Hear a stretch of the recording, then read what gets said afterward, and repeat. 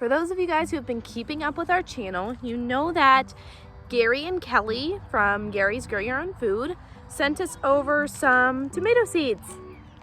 But these weren't just any tomato seeds. They sent us over micro dwarf tomato seeds and dwarf tomato seeds. And so, thanks to this gift, I am going to challenge us to keep tomatoes growing all year round. And if this works, it'll work no matter where you live. Because micro tomatoes are so small, they can be kept in a 1-gallon pot.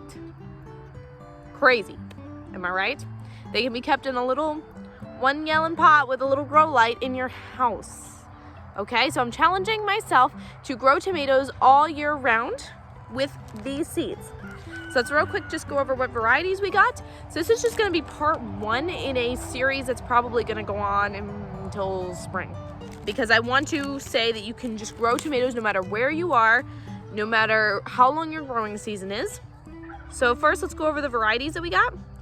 So first, we got this micro dwarf fat frog. I love that yellow color, that's pretty cool. For those that don't have, some of these don't have pictures, I will try to put up a picture on screen so you can see what they look like. There's a little Red Riding Hood, that's also a micro dwarf. I'm gonna say this is Ink Spot. Hopefully I'm pronouncing that right. Also a micro dwarf. And Pygmy, micro dwarf.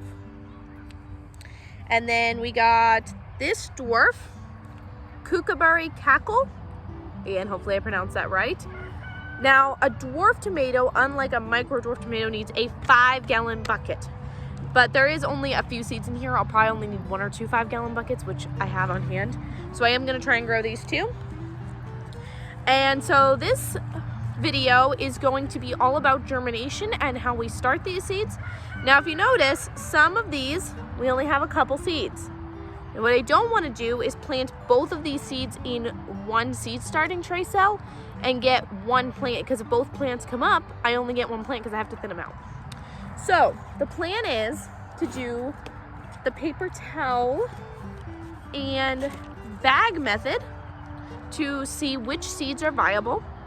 So basically how this works is I'm gonna take paper towel and I'm going to wet it and I'm going to put the seeds on it. And then I'm gonna mark on the bag what variety it is and I'm gonna put the paper towel in that bag. Okay, so I have a bag for every variety. And then I will keep checking on these, and after about a week to 10 days, we'll know which seeds are viable because they will have sprouted. And then we can move them to seed starting trays.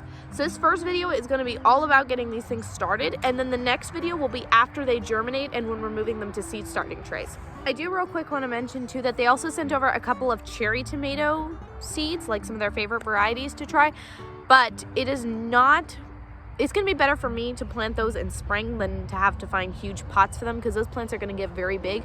So we will plant their cherry tomato varieties that they sent over next year, 2025 spring, when we'll plant out the rest of our tomatoes. So first up, let's see, which one should we plant first?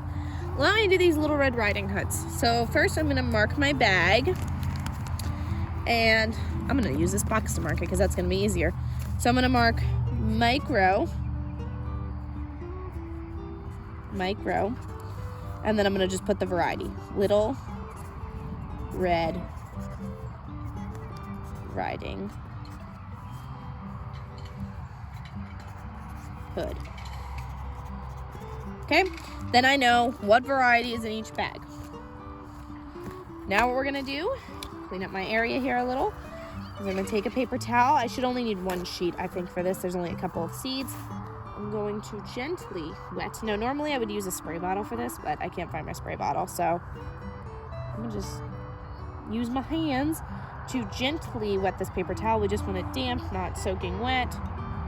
See why I'm letting it drip off of my fingers and then sort of spread out. So normally I would recommend like a misting bottle for this, like one to water seedlings. Okay, that should be good. And then I'm going to gently, I should have had tweezers probably for this. You see my seed starting methods here, guys. I'm not fancy. Okay, there's 2 seeds in there, so let's get those little guys out. Okay, you can see both seeds dropped out onto there. So now what I'm gonna do is I'm just gonna fold that over itself like this. Okay, and I'm going to place it in the bag. Now what's important is that these have moisture and they have air. Okay, a mistake especially that beginners can make is not making sure that their seeds that they store in the paper towel bags have air. Okay, so you need to fill your bag with air. You cannot close it all the way without filling your bag with air. It's extremely important. Okay, so I'm not gonna close this all the way for right now. Actually, I am just gonna close it all the way because I'm gonna take it up to the house and then I'll finish that. So let's do the rest of these.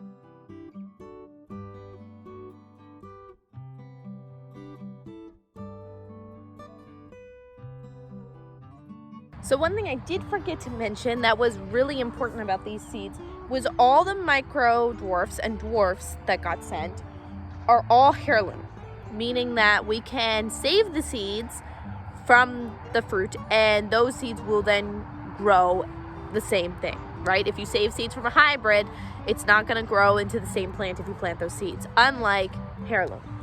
So they're all done right here. Okay, so if you guys want to see the continuous of this journey, make sure to like, subscribe, leave your comments down below. I want to know your thoughts on this. Are you intrigued by this?